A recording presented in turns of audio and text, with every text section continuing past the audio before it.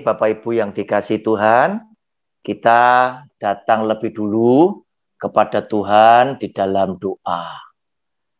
Bapa yang Maha Kasih, Yesus Tuhan kami, berkatilah setiap kami sebagai anak-anak Tuhan yang malam hari ini Engkau sambut dengan kedua belah tangan-Mu yang terbuka untuk kami boleh belajar dan memahami sebagian daripada sabda firman-Mu.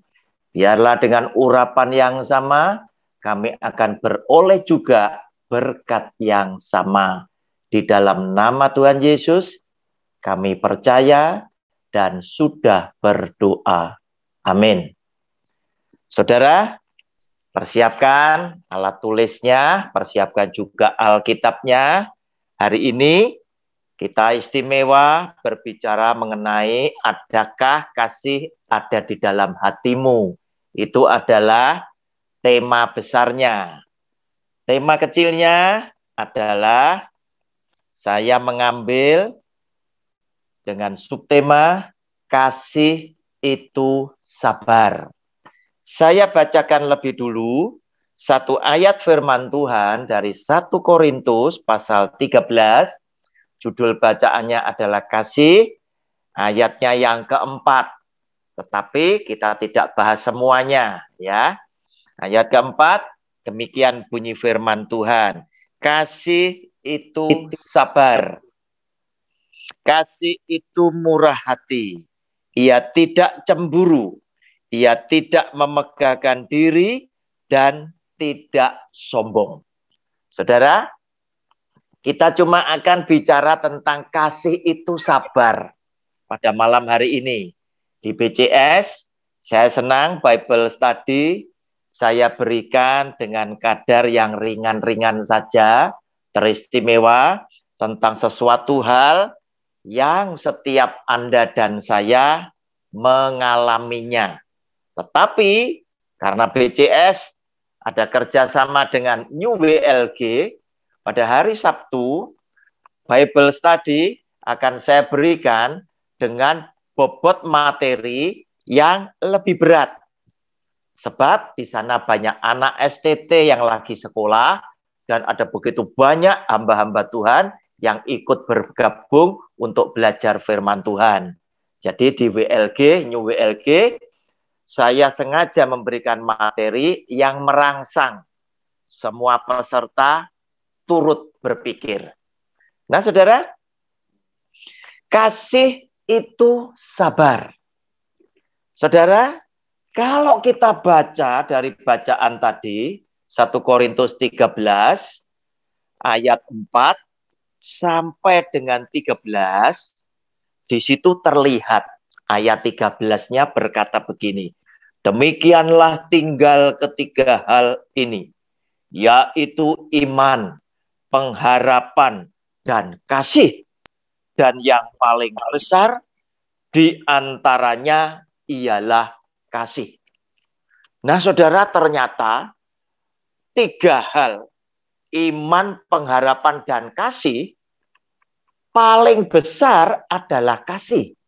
Karena itu saya ingin Anda dan saya memahami, mengerti, mari kita kupas bersama-sama apa isinya kasih itu tadi. Salah satunya, isinya kasih, unsurnya kasih adalah yang hari ini kita bicarakan, yaitu sabar. 2 minggu lagi ketemu saya, subtemanya adalah kasih itu murah hati. Nah, saudara, kita nanti kupas satu-satu. Nah, saudara, apa yang dimaksud dengan sabar di dalam firman Tuhan ini? Lewat tulisan Rasul Paulus. Ternyata kasih itu yang sabar selalu dikaitkan dengan tidak mudah marah. Kasih yang adalah sabar, intinya adalah tidak mudah marah. Saudara, kenapa firman Tuhan harus menganjurkan kepada saudara dan saya agar tidak mudah marah? Sebab di dalam kehidupan di dunia ini, Tuhan tahu kita mesti menghadapi, kita mesti melewati banyak persoalan yang bisa membuat kita jengkel, yang bisa membuat kita marah oleh gara-gara persoalan yang muncul bisa diakibatkan oleh banyak problem, banyak hal, khususnya jika kita berhubungan dengan sesama yang lain. Saudara, Amsal pasal 14 ayatnya yang ke-17 menasehati kita demikian. Silakan ditulis. Amsal 14 ayat 17. Siapa lekas naik darah berlaku bodoh, tetapi orang yang bijaksana bersabar. Nah, saudara, orang yang mudah naik darah, orang yang mudah marah, itu biasanya berlaku bodoh. Sebab apa? Ketika Anda mendadak menjadi marah, emosinya tinggi, itu akan membuat cara berpikir kita itu menjadi tidak tenang, tidak normal.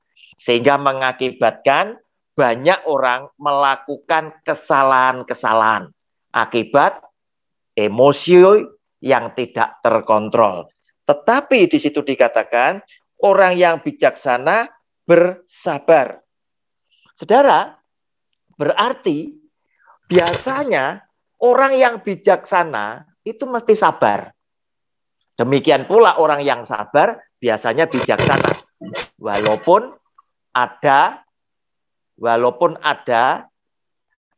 orang-orang tertentu ini sabar tapi tidak bijaksana. Tetapi kebanyakan orang yang punya kesabaran selalu bijaksana. Orang yang bijaksana selalu sabar. Tidak buru-buru dia mengambil keputusan.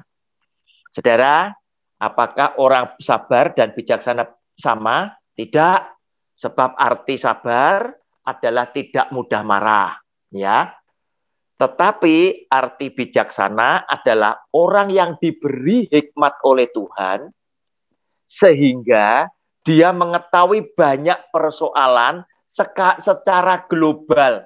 Sehingga lewat pengetahuan yang diberikan oleh Tuhan, dia bisa menjadi orang yang bijaksana karena dia tahu apa yang sudah harus dihadapi sebagai umat manusia. Saya ngambil contoh ya, supaya gampang.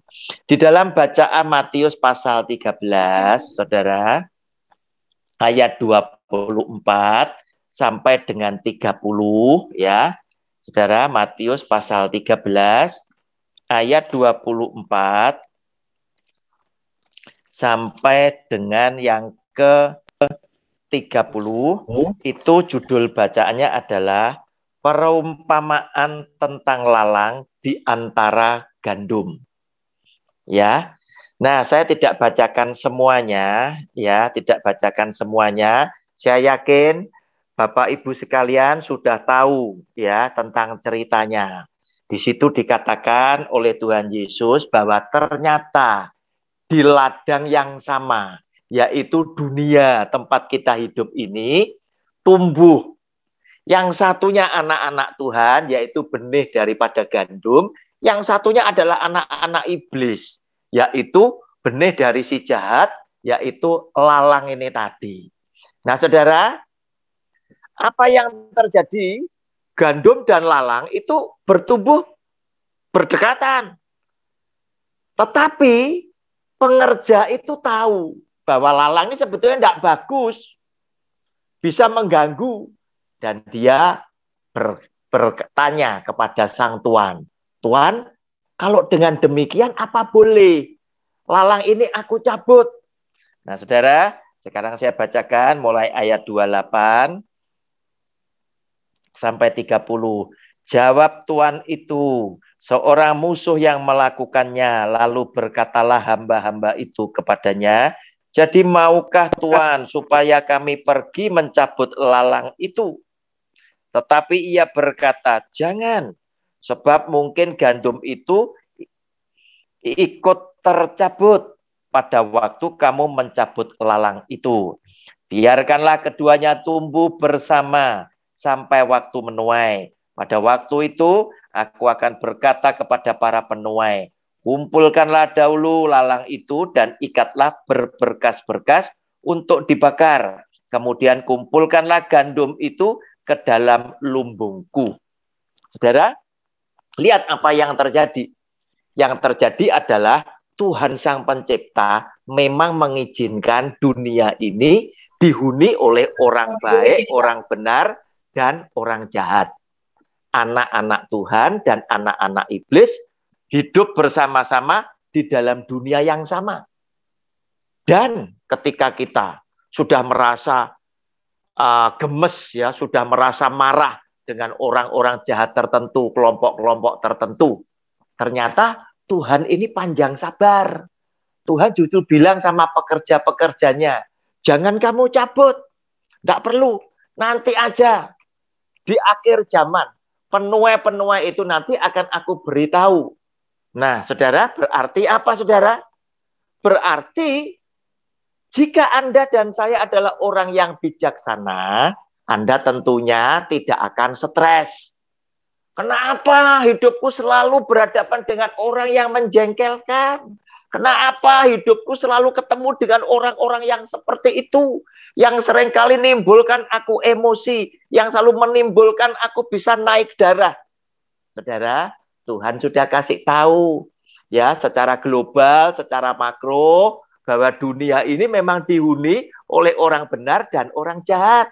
Tetapi lagi-lagi manusia ini sukanya apa? Dengan akal budinya ingin menciptakan dunianya sendiri. Yaitu dengan memberikan aturan-aturan tertentu, manusia berharap dia bisa membuat satu kelompok komunitas yang aku dan kamu bisa happy. Saudara, saya katakan jika engkau orang bijaksana, sulit. Itu bisa cocok. Tetapi untuk happy bisa jika engkau menyadari bahwa aku tetap harus hidup dikelilingi orang yang mungkin akan menjengkelkan aku. Orang-orang yang mungkin akan berbuat jahat kepadaku. Dan orang-orang yang mungkin sangat tidak menyukai keberadaanku. Anda bisa happy. Tetapi Anda untuk bisa mengumpulkan orang-orang yang semuanya baik, semuanya cocok, itu adalah mustahil. Sebab Alkitab ini adalah aturan Tuhan. Ya, aturan Tuhan. Untuk semua manusia hidup di muka bumi ini dikasih aturan ini. Tetapi apa yang terjadi dengan aturan yang sebanyak ini pun, manusia yang hidup di dalam dunia ini sedang mencari kira-kira ada celahnya apa yang manusia bisa terobos untuk melakukan perbuatan dosa dengan ini. Nah, saudara, apalagi kemudian orang yang tidak mudah marah itu adalah orang yang bisa memiliki teman yang banyak, tetapi menghindari yang jahat, yang tidak suka, tidak bisa. Dia karena orangnya itu sabar, tidak mudah marah, dan orangnya ini adalah bijaksana, maka orang ini akan memiliki teman yang banyak. Saudara, kita lihat Amsal 14 ayatnya yang ke-29. Amsal 14 ayat 29 berkata demikian, orang yang sabar besar pengertiannya, tetapi siapa cepat marah membesarkan kebodohan. Tetap aja orang yang mudah marah dikatakan orang yang bodoh, saudara. Ya, tetapi orang yang sabar ini tadi, kenapa? Karena memiliki pengertian yang besar. Pengertian yang seperti apa? Adalah pengertian yang seperti yang saya katakan tadi. Oh, dunia ini tidak mungkin lah. Aku akan ketemu dengan semua orang yang nyocoki aku. Aku akan ketemu dengan semua orang yang seperti aku. Tidak mungkin, saudara. Tidak mungkin. Oleh karena orang ini, orang sabar ini punya pengertian yang besar, maka kemungkinan yang terbesar adalah dia memiliki banyak sahabat. Kenapa? Karena sahabatnya tahu, temanku ini adalah orang yang bisa ngerti aku. Nah, saudara, oleh karena itu, Yesus Tuhan tampil sebagai gembala yang baik. Seorang gembala yang baik itu selalu tahu, selalu penuh maklum akan domba-dombanya yang beraneka ragam sifat, perbuatan, dan karakternya. Tetapi pengertiannya dia itu menimbulkan kasih yang luar biasa. Sehingga oleh karena pengertian daripada orang sabar ini besar, maka akan dikaruniai begitu banyak sahabat. Sebab ketika dia sabar, memungkinkan setiap orang itu tidak ada perasaan takut untuk datang mendekat. Tetapi kalau orang ini galak, orang ini seringkali mudah marah, semua orang itu mungkin akan mulai menjaga jarak dan mulai berkata di dalam hatinya, kalau aku tidak penting, aku tidak akan ngomong sama dia. Kalau kepepet, baru aku ngomong sama dia. Nah, saudara, perbedaannya seperti itu. Nah, saudara, kemudian kecenderungannya, orang yang sabar biasa oleh masyarakat umum dinilai sebagai apa? Sebagai orang yang baik. Sebagai orang yang baik. Saudara, kita lihat Amsal 16 ayatnya yang ke-32 berkata demikian. Orang yang sabar melebihi pahlawan. Nah, luar biasa kan? Orang yang sabar melebihi seorang pahlawan. Orang yang menguasai dirinya melebihi orang yang merebut kota. Ya, saudara, orang yang mudah marah seringkali apa? Secara spontan langsung meledak amarahnya. Tetapi orang yang sabar tidak seperti itu. Dia adalah orang yang bisa mengendalikan dirinya. Buah-buah roh. Salah satunya yang paling akhir adalah penguasaan diri. Saudara, orang yang sabar itu bisa ngontrol emosinya. Maksudnya itu. Sehingga dikatakan orang yang menguasai dirinya melebihi orang yang merebut kota. Nah, saudara, di dalam kehidupan, konsepnya Tuhan tentang pernikahan itu juga mengandung kasih di dalamnya. Salah satunya sabar ini tadi. Karena sabar menjadi salah satu unsur daripada kasih secara total. Ketika Tuhan berkata, tidak baik manusia hidup seorang diri saja, maka aku akan memberikan seorang penolong yang sepadan bagi dirinya. Saudara, artinya apa sesungguhnya? Tuhan ingin sampaikan pesan kepada Adam. Hai Adam, engkau tidak sempurna. Hai Hawa, engkau juga tidak sempurna. Tetapi ketika dua aku jadikan satu, maka mereka bukan lagi dua, tetapi satu. Maka jadilah Adam dan Hawa sempurna dibandingkan dengan kalau mereka sendiri-sendiri. Tetapi masing-masing harus menyadari bahwa pasanganku tidak sempurna. Demikian juga aku tidak sempurna. Oleh karena itu, ini juga menjadi salah satu konsep seseorang bekerja sama dengan orang lain dalam bentuk apapun. Kerjasama dalam bentuk bisnis dan lain sebagainya, tetap konsepnya kamu bukan lagi dua, tapi kamu adalah satu. Sehingga diwajibkan masing-masing pribadi itu punya pengertian seperti tadi, ada ayat-ayat tadi. Pengertiannya besar, orang sabar itu pengertiannya besar. Orang sabar itu bijaksana. Nah, saudara, ketika pasangan kita berbuat sesuatu yang tidak berkenan di hati kita, atau berbuat salah, orang yang sabar itu bisa memaklumi. Kenapa? Karena dia tahu bahwa aku pun adalah orang yang tidak sempurna, demikian pula pasanganku adalah orang yang tidak sempurna. Maka orang yang sabar adalah orang yang penuh dengan maklum. Saudara, berbeda dengan orang yang tidak punya maklum. Begitu salah, dia langsung damprat, dia langsung tegur dengan satu alasan, saya mau tegas. Saya mau tegakkan aturan. Saudara, Amsal 15 ayat 18 berkata demikian. Si pemarah membangkitkan pertengkaran, tetapi orang yang sabar memadamkan perbantahan. Saudara lihat, si pemarah membangkitkan pertengkaran. Sebab apa? Meledaknya itu, si pemarah itu spontan.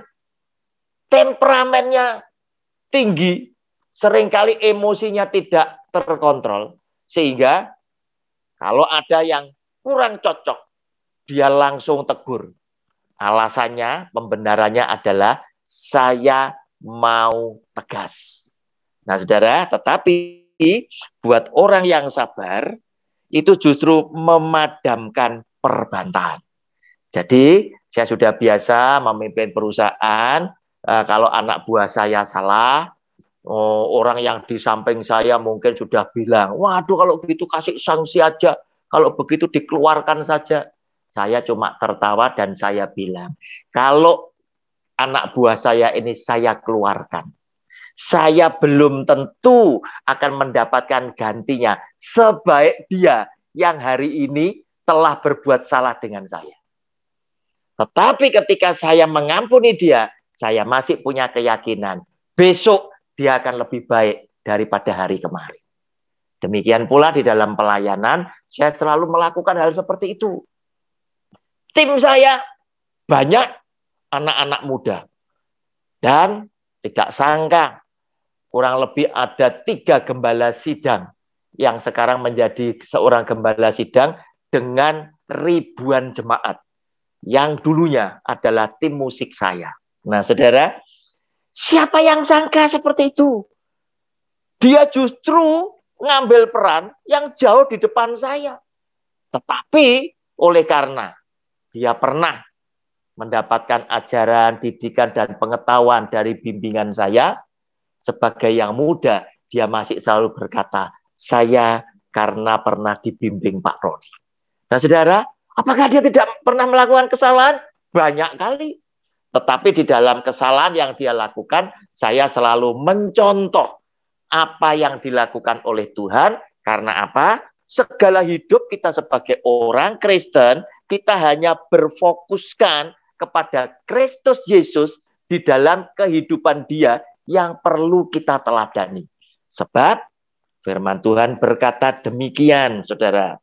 Keluaran pasal 34, inilah sifatnya Tuhan yang dia nyatakan di dalam firman Tuhan.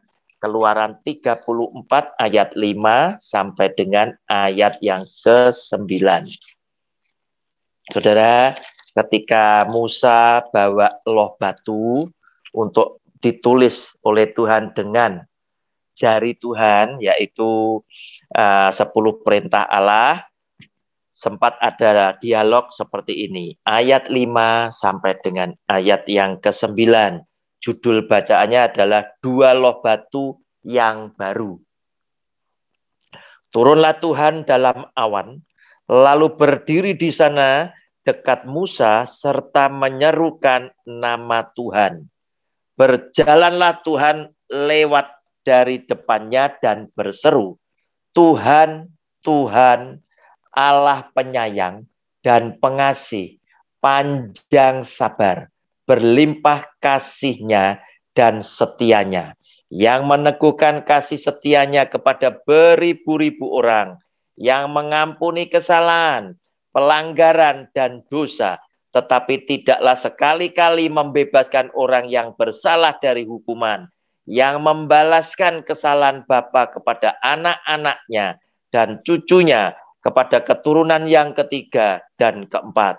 Segeralah Musa berlutut ke tanah lalu sujud menyembah, serta berkata, jika aku telah mendapat kasih karunia di hadapan-Mu ya Tuhan, berjalanlah kiranya Tuhan di tengah-tengah kami, sekalipun bangsa ini suatu bangsa yang tegar tengkuk. Tetapi ampunilah kesalahan dan dosa kami, ambillah kami menjadi milik-Mu.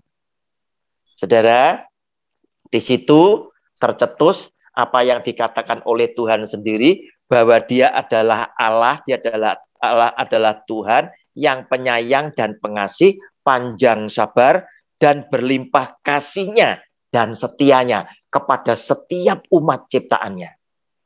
Nah, inilah saudara yang saya pegang apa yang dia katakan, dan saya menjadi semakin tahu bahwa Tuhan itu Maha Kasih dan Maha Penyayang. Namun Tuhan yang Maha Kasih dan Maha Penyayang dan panjang sabar yang kita teladani, ya, sifat keilahiannya kita teladani, juga adalah Tuhan yang tidak melepaskan kesalahan setiap manusia dan memberikan hukuman. Namun, saudara yang dikasih oleh Tuhan, apa yang dijatuhkan oleh Tuhan yang Maha Kasih dan Maha Pengampun ini tidak setimpal dengan dosa perbuatan kita. Gara-gara apa? Gara-gara Tuhan itu tadi memang besar pengampunannya, besar kasih dan sayangnya kepada saudara dan saya. Dan Musa berkata, Tuhan, ambillah kami, orang-orang berdosa ini tadi, sebagai milik-Mu. Nah, saudara, luar biasa kalau kita boleh menjadi milik Tuhan, menjadi anak-anak kesayangan Tuhan, otomatis kita akan menjadi biji mata Tuhan. Namun, hati-hati ketika Anda dan saya dicintai, dikasih oleh Tuhan, hiduplah semakin benar dan semakin kudus, agar supaya Tuhan semakin mengasihi hidup keluarga saudara dan saya.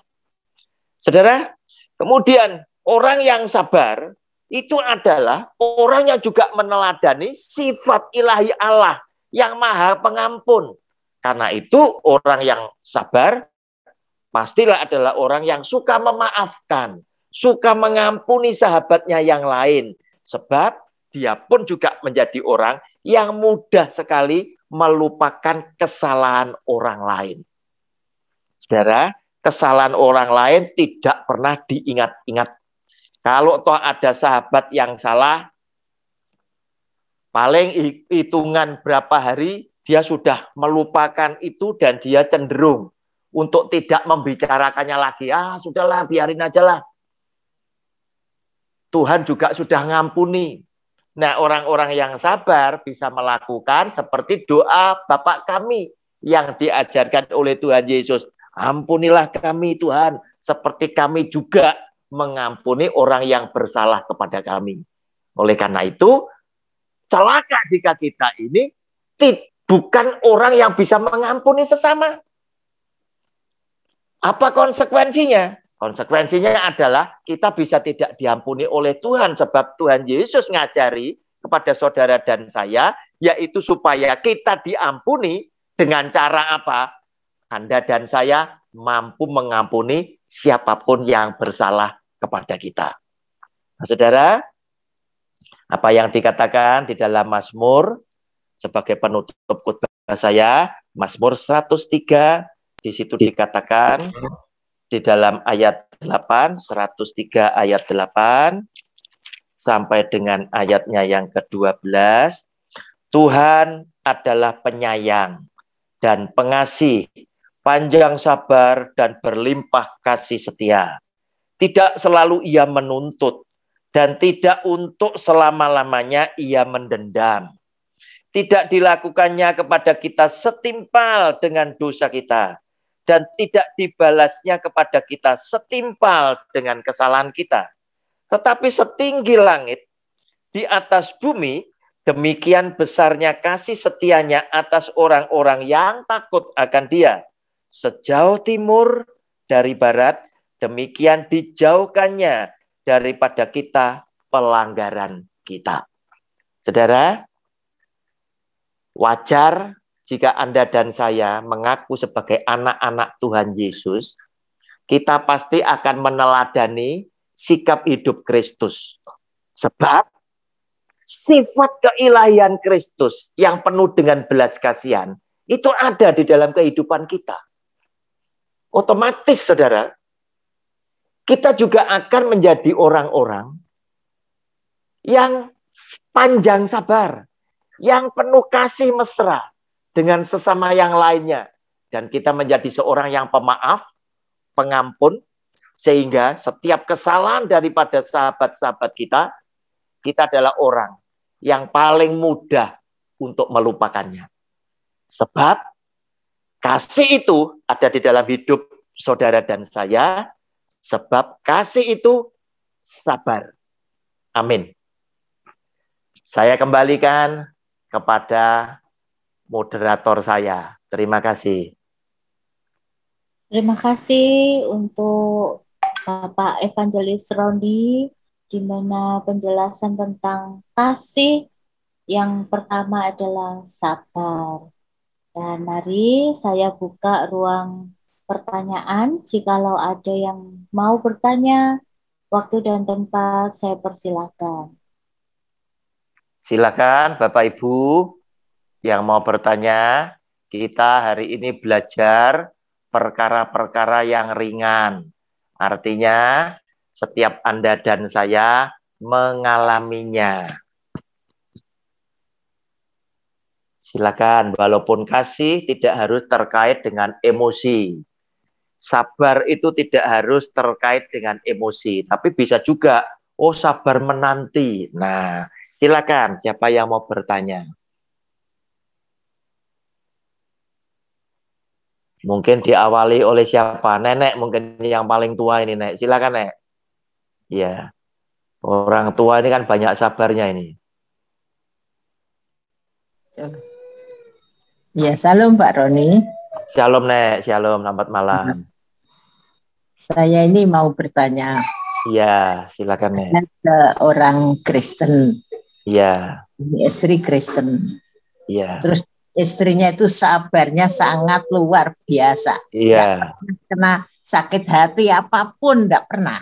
Jadi dia sangat sabar sekali. Namun Pak Roni, suaminya ini sudah kalah orang yang tidak Kristen itu. Iya. Kalah kelakuannya itu sampai kasar sekali. Bukan kasar saja, dia juga suka kalau istrinya itu, karena istrinya itu kepala sekolah. Kalau istrinya itu membeli motor baru begitu, baru itu bentar sudah dia keliling ini motor tuh sudah ada di perempuan lain. Dan itu bukan sekali dua kali. Ini Kristen, Pak. Iya. Kesabaran ini bagaimana, Pak? Apa kesabaran yang begini ini dia tidak pernah memberi nasihat atau tidak pernah menyalahkan lah tentang suaminya. Namun dia sabarnya di sekolah, memang dia diacungi jempol tentang kesabarannya kepada guru-guru.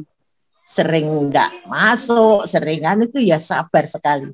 Cuma saya yang tidak cocoknya itu sabarnya itu kan seharusnya dia menasihati, memberikan nasihat agar supaya ini tidak sama sekali. Bagaimana Pak kehidupannya begini? Kristen loh ini Pak. Iya, oke. Jadi orang yang sabar itu memang tidak mudah marah. Tetapi bukan berarti tidak boleh marah. Yesus yang adalah Tuhan, adalah Bapa yang mengasihi kita, yang panjang sabar. Tetapi jika yang prinsip dilanggar, dia marah. Kapan Tuhan Yesus marah? Ketika di bait Allah dipakai untuk jualan, ya. Kemudian Yesus Tuhan itu mewarah, meja itu dijungkir balikkan. Sebab apa? Pada waktu itu semua umat datang ke bait Allah untuk minta pengampunan dosa. Pada acara khusus itu tadi kan banyak, semua terpusat pada satu bait Allah ini tadi. Nah, di sana terjadilah orang-orang jahat yang KKN, ya, panitia di bait Allah itu kepengen dapat untung yang besar. Buat umat yang datang dari jauh untuk persembahan, mereka banyak yang sudah bawa hewan ternak, sudah dipersiapkan, baik burung tekukur untuk mereka yang miskin, atau lembu domba, sapi, dan lain sebagainya. Tetapi kemudian direkayasa oleh mereka, bahwa apa yang kamu bawa itu tidak sah, harus beli dari apa yang disediakan oleh panitia, harganya berlipat-lipat. Lah ini marah Tuhan Yesus.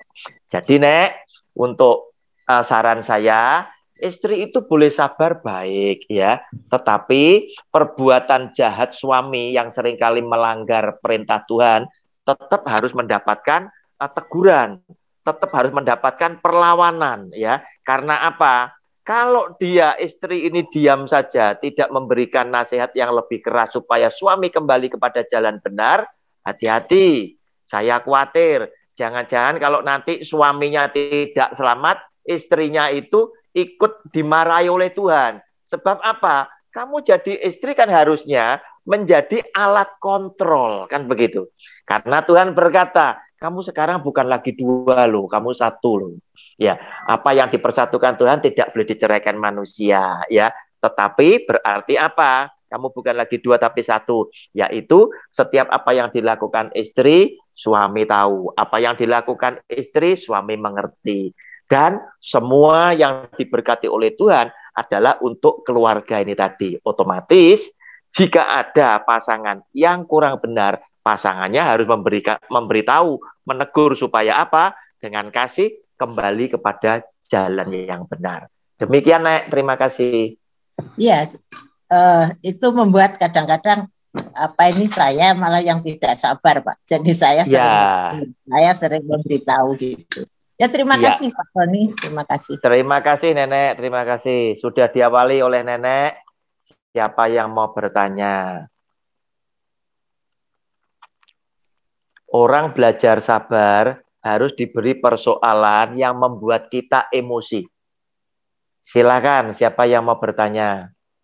Mari. Bu Tati, boleh? Silakan. Siapa? Silakan.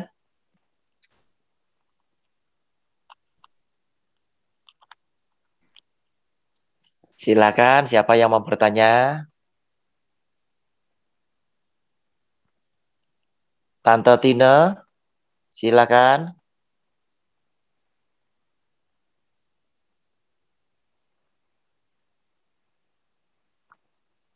Pak Eko, Pak Sagala.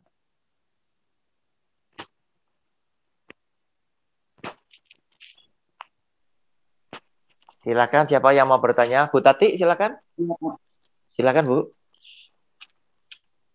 Bicara mengenai sabar ya, Pak. Iya.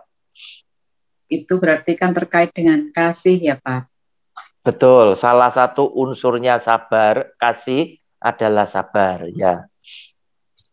Salah satu unsur apa kasih adalah sabar gitu ya, Pak? Ya, betul. Ya, Pak. Tapi yang namanya kasih itu kan komplit, Pak ya, kalau menurut saya. Iya. Sabar ya sabar, tapi ya memang harus sabar. Iya. Tapi kasih itu, kalau kasih itu tidak diimbangi keadilan. Iya. Itu apa bisa disebut kasih, Pak? Iya. Sudah? Contohnya? Sudah, Ya, otomatis tidak bisa, Ibu, sebab kasih itu isinya kan banyak. Ya, kasih itu isinya banyak. Nah, kalau Anda itu tidak ada keadilan, otomatis tidak bisa dikatakan kasih. Contoh, anak-anak kecil, ya, setelah mereka bisa berdialog dengan orang tua, papa mama ini biasanya itu dengan bahasa standar mulai ngajar anak-anaknya, tujuannya ingin tahu seberapa sih cintanya anak-anak kepada mama ini, kepada papa ini, ya. Nah, mereka biasa ngomong begini, besok kalau papa mama tua, siapa yang merawat, siapa yang memelihara? Wah, anak ada 3, ada 5 ini rebutan. Papa ikut aku, kan begitu. Iya. Nah, tetapi nanti kalau sudah mulai pacaran, ya, terus kemudian apa yang sudah dilakukan dulu pada waktu kecil itu bisa lupa. Mereka berumah tangga sendiri-sendiri dan lain sebagainya. Seringkali kita melihat 2 orang tua renta ini hidup di rumah sendirian, sedangkan anak-anaknya punya tempat tinggal masing-masing. Mereka dengan ringannya mereka berkata, ya namanya kita kan punya keluarga masing-masing, kan begitu. Nah, saudara, lihat anak-anak. Seorang tua punya anak 5, bisa beresi kebutuhan anak-anak. Tetapi orang tua yang cuma 2, kalau sakit, belum tentu anak yang 5 itu bisa beresi. Karena mereka tinggal sendiri-sendiri, mereka lupa bahwa dulunya kedua orang tuanya itu jungkir balik untuk menyediakan apa saja yang dibutuhkan anak-anaknya demi masa depan mereka. Tetapi ketika mereka sakit, anak-anaknya tinggal di rumah masing-masing, belum tentu loh sakit itu bisa segera diatasi. Seringkali justru anak-anak masih menunggu. Sama-sama anaknya ya enggak mau. Aku saja yang keluar. Kalau adilnya ya urunan. Nah, saudara lihat. Apakah ini anak-anak yang kasih, yang nariin urunan? Pasti tidak. Anak yang penuh kasih adalah dia tidak menunggu urunan dari saudaranya, tetapi yang penting orang tuanya itu terpelihara lebih dulu. Urusan kau mau urunan, puji Tuhan kamu tidak mau urunan, ini tetap adalah orang tua yang telah berjuang sehingga hari ini aku ada. Demikian Bu Tati. Baik Pak, terima kasih. Terima kasih. Ada yang lain? Silakan, siapa yang lain? Pak Sagala mungkin. Silakan Pak. Oh iya, terima kasih Pak Roni buat sama Pak dari paparkan ya tentang kasih ya. Iya. Dari firman yang sudah Bapak uraikan tadi dari Amsal ya. Tadi ya macam-macam dari Amsal, ada dari 1 Korintus 13 ayat 4 ya. Iya Pak. Nah, ini satu peristiwa ini. Ada pasangan ini orang tua katakanlah punya anak ini. Udah pada menikah semua. Iya. Kan suami istri pada sibuk. Nah, orang tua sudah rentan, udah tua. Iya. Lalu sepakat anak-anaknya ini suami istri menaruh di panti jompo orang tua ini. Iya. Iya. Apakah ini suatu termasuk buah kasih? Apakah harus menaruh orang tua karena sudah tua, karena kesibukan anak-anaknya, suami istri menaruh orang tua yang sudah rentan ini ditaruh di panti jompo? Apakah itu merupakan sebuah kasih? Nah itu Pak. Jadi ya. Oke. Mungkin itu pertanyaannya dulu Pak. Iya Pak. Oke. Ceritanya ada kasus 2 orang tua yang sudah sangat tua. Anak-anaknya sudah menikah. Hidup berumah tangga masing-masing. Ya. Kemudian pertanyaannya, karena anaknya tahu orang tuanya sudah sangat tua, ditaruhlah di sebuah panti jompo. Mungkin yang terbaik, bayarnya mahal. Nah saudara, pertanyaannya, apakah ini sebuah perbuatan kasih? Saudara, saya pastikan itu salah. Sebab alternatifnya kan ada 2. Yang pertama kali adalah tinggal bersama anaknya. Yang kedua adalah tinggal di panti jompo terbaik. Sekarang banyak Pak, panti jompo yang bagus, yang bayarnya mahal. Nah saudara, lihat. Jika Anda menjadi orang tua, tentunya Anda itu akan bisa menjawab. Seperti jawaban orang tua yang sudah sangat tua tadi. Apakah Anda lebih happy tinggal bersama anak kandung sendiri, atau Anda lebih happy tinggal di panti jompo yang terbaik? Dan biasanya anak zaman sekarang punya alasan. Kalau papa mamaku tak ajak tinggal di tempat aku, justru aku kasihan. Dia tidak punya teman berkomunikasi. Tetapi kalau tak taruh di panti jompo, dia nanti bisa bersosialisasi dengan orang yang umurnya sama. Jadi kalau ngomong-ngomong bisa nyambung. Tetapi kalau tak bawa pulang, nanti dia kurang punya teman. Saudara, lihat apa yang terjadi. Manusia ini dengan isi hati Tuhan itu selalu cari terobosan. Bagaimana firman Tuhan ini dicari celahnya seakan-akan dia itu tetap tidak salah. Alasannya apa? Kan papa mamaku tak taruh di panti jompo, enggak murah loh, mahal loh. Untuk nunjukkan apa? Mahal pun aku rela untuk papa mama. Dan papa mamaku tak carikan teman sebaya supaya biar ada teman bisa omong-omong. Kelihatannya bagus loh. Saudara, Anda lupa ketika Anda masih bayi. Siapa yang nyeboki kamu kalau kamu pipis? Siapa yang nyuci kotoranmu kalau kamu BAB? Siapa yang mandiin kamu? Siapa yang nyuapin kamu? Siapa yang harus gendong kamu saat kamu demam? Mungkin mamahmu bisa tidak tidur 2-1 minggu. Kamu tidur dalam gendongannya dia. Siapa juga yang harus banting tulang untuk bawa kamu ke sekolah sehingga ada masa depan hari? Bukankah firman Tuhan? Saudara, silakan buka Ulangan pasal 5 ayatnya yang ke-16. Itu berkata begini.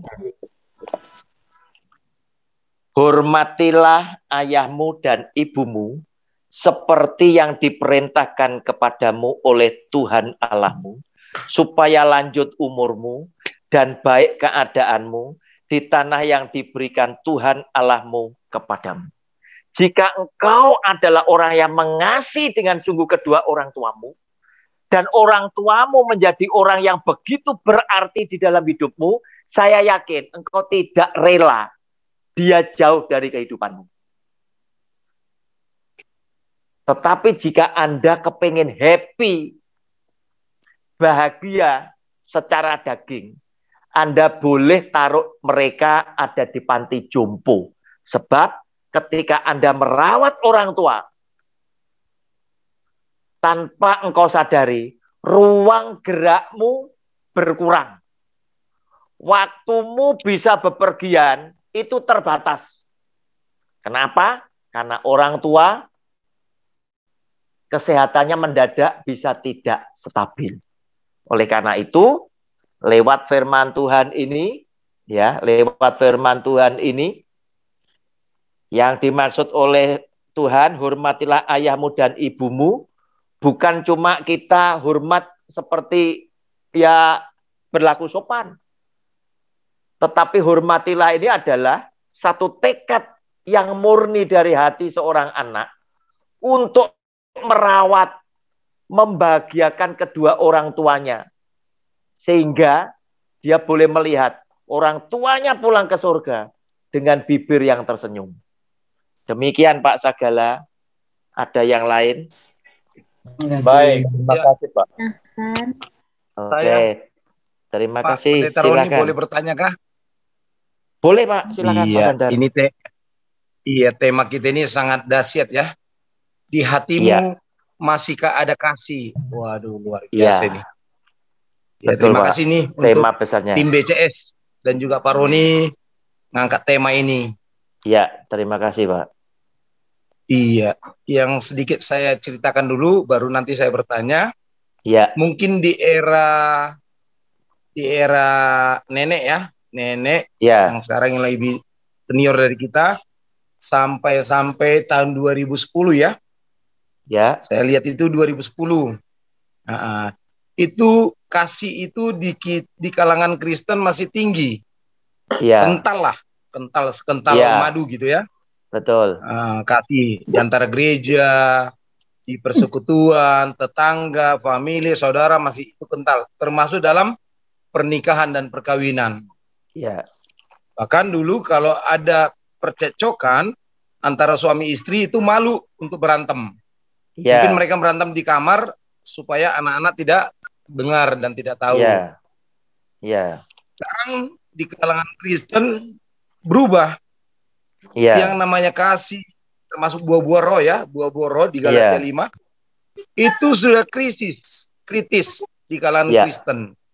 Yang namanya kasih. Di mana-mana kita lihat malah percekcokan, pertikaian, pertengkaran, bahkan berapa waktu yang silam, ya, udah lama, kita ke lembaga pemasyarakatan, penjara, itu banyak orang Kristen, Pak, yang ditahan. Iya, betul. Agamamu apa Kristen? Agamamu Kristen. Jadi tua dan muda lebih banyak di penjara orang Kristennya dibandingkan agama yang lain. Iya. Termasuk juga perceraian. Mulai dari 2011 sampai sekarang ini, ya, itu khususnya di Jakarta yang saya survei, perceraian di kalangan Kristen itu udah besar. Bahkan mereka tidak ada malu lagi. Anaknya tengkar suami istri. Anak yang perempuan dibelain oleh mamanya, orang tuanya. Bahkan orang tuanya menyuruh, ya sudah, bercerai. Kalau memang tidak ada kecocokan, cerai. Nah, ini ya. Iya, malah bangga mereka kalau anaknya disuruh cerai. Padahal perceraian itu tidak boleh ada di kalangan orang Kristen. Iya. Jadi yang kita lihat sekarang, ya, khususnya kita, ini tugas kita Bapak Ibu ya, sebagai orang tua, sebagai besan, punya anak, punya mantu, ayo kita lihat dulu bagaimana pertikaian di antara anak atau suami istri, anak mantu, anak kita. Jangan sampai kita merasa mendukung, ayo udah ceraikan. Dan saya berapa kali menemukan ini dan melakukan konsultasi, kenapa cerai? Itu tadi kuncinya, tidak ada kasih. Tidak ada lagi buah-buah roh. Mungkin yang saya tanya ke Pak Roni hambanya, sebagai narasumber, ya, bagaimana untuk mengatasi ke depan ini supaya apa? Tidak ada perceraian.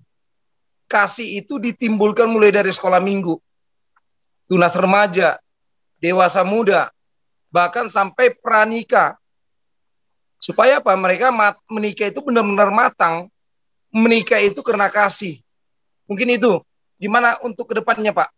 Generasi muda kita ini, supaya kita kasih kunci atau konsep, jangan sampai mereka bangga ada percecokan, jangan bangga ke rumah, pulangkan saja aku pada ayah ibuku.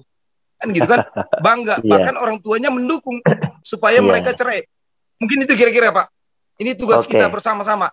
Tapi Pak Roni ada ayatnya kali mendukung supaya jangan ada perceraian lagi. Tingkat perceraian di Kristen itu bisa kita turunkan. Iya. Itu kira-kira. Terima kasih Pak Roni. Tuhan Yesus memberkati. Terima kasih Pak Bandar. Sebelum saya tunjukkan ayatnya supaya tidak terjadi perceraian, ya, saya tunjukkan ayatnya lebih dulu untuk membuktikan bahwa buku ini adalah kitab suci sungguhan. Kitab suci satu-satunya untuk umat manusia. Sebab Alkitab kita itu bisa kita ikuti. Alkitab ini kan isinya nubuatan. Mencatat mulai awal bumi diciptakan sampai dunia berakhir. Itu ada di sini. Termasuk keadaan manusia. Nah, kita ini hidup sudah hampir kiamat. Akhir zaman ini. Sebab apa? Sebab kejadian-kejadian yang sekarang kita alami sudah dinubuatkan dan digenapi. Oleh karena itu saya yakini ini kitab suci sungguhan. Karena kejadian yang kita alami sekarang dan yang akan datang sudah tertulis. Sehingga kita bisa mengikuti lewat kitab suci ini. Nah, kita lihat lebih dulu 2 Timotius pasal yang ketiga, ayat 1, berkata begini. Ketahuilah bahwa pada hari-hari terakhir akan datang masa yang sukar. Saudara, masa yang sukar ini saya terjemahkan, saya tafsirkan adalah cari duit sulit. Sehingga ada begitu banyak orang menghadapi kesulitan karena apa? Cari duit aja sulit. Otomatis ada banyak tekanan hidup yang sedang dialami oleh banyak orang. Akibatnya, kalau dulu orang ketemu dengan sahabatnya, semasa cari duit gampang, makan bersama, itu bisa berebut. Saya aja yang bayar, oh enggak usah, saya aja, lama kan begitu. Sekarang enggak. Kalau bisa bayar sendiri-sendiri. Alasannya apa? Pembenarannya. Supaya tidak saling membebani. Nah, ini sudah tidak bicara tentang kasih loh. Kasih sudah mulai menjadi dingin. Ayat 2. Manusia akan mencintai dirinya sendiri dan menjadi hamba uang. Saudara, lihat. Manusia itu akan menjadi egosentris. Sebab apa? Menjadi hamba uang. Cari duit sulit, kalau punya duit, tidak mungkin berbagi. Enak banget. Aku cari duit susah, kamu datang minta sumbangan. Itu tadi. Egosentris. Nah, saudara, pernikahan yang zaman sekarang, supaya tidak terjadi perceraian, harusnya Anda kembali kepada firman Tuhan yang Tuhan sampaikan kepada saudara dalam Ulangan pasal 28. Saya bacakan ayat yang pertama. Itu judulnya berkat. Jadi bukan persepuluhan Anda diberkati, salah. Persepuluhan itu cuma satu poin saja. Apalagi kalau Anda belajar perpuluhan dengan seksama tentang Alkitab bersama saya, Anda akan bilang apa? Perpuluhan sudah tidak perlu. Seperti Pak Untal Sagala, betul, sudah tidak perlu. Sabtu nanti kita tuntaskan. Lihat ya, judulnya berkat. Jika engkau baik-baik mendengarkan suara Tuhan Allahmu dan melakukan dengan setia segala perintahnya yang kusampaikan kepadamu pada hari ini, maka Tuhan Allahmu akan mengangkat engkau di atas segala bangsa di bumi. Lanjut terus sampai dengan ayat ke-14. Maka berkat ini, anak cucumu diberkati dan lain sebagainya. Kuncinya cuma satu. Engkau baik-baik mendengar dan melakukan. Nah, praktisnya apa? Praktisnya adalah Anda cari pasangan harus juga dari keluarga yang cinta kepada Tuhan. Supaya apa? Sama-sama ingin supaya firman Tuhan ini dijalankan dan tidak satu pun itu gugur. Kenapa? Karena pada zaman sekarang yang seringkali terjadi adalah anak berselisih tidak didamaikan, tetapi orang tua dan orang tua saling mendukung untuk berkata, kalau tidak ada kecocokan, cerai tidak apa-apa, kamu masih muda. Saudara, jangankan yang muda, zaman sekarang, ini teman saya sendiri, usia kepala 6, sedang gugat-gugatan cerai, punya cucu. Nah, saudara, hati-hati. Penyebab perceraian banyak, bisa karena keuangan. Tetapi apakah orang kaya tidak bisa bercerai? Teman saya justru kaya raya, juga bercerai. Kenapa? Karena hadirnya pihak ketiga. Kenapa bisa hadir pihak ketiga? Bisa saja belum tentu salahnya laki-laki.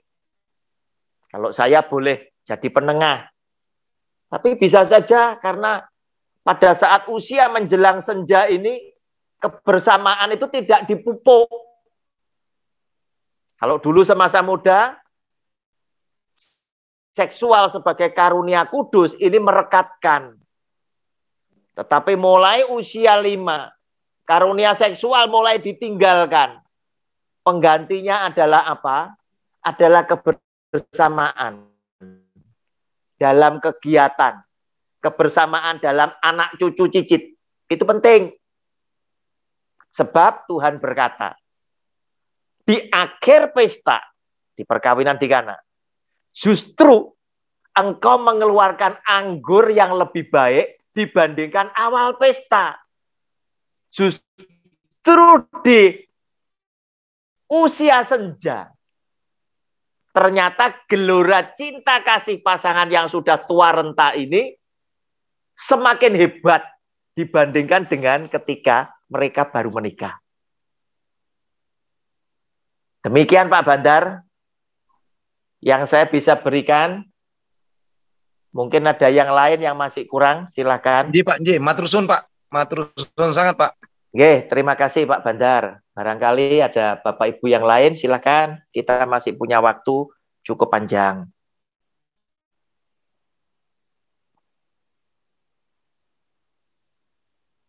Mari Bapak Ibu, silakan waktu dan tempat saya persilahkan.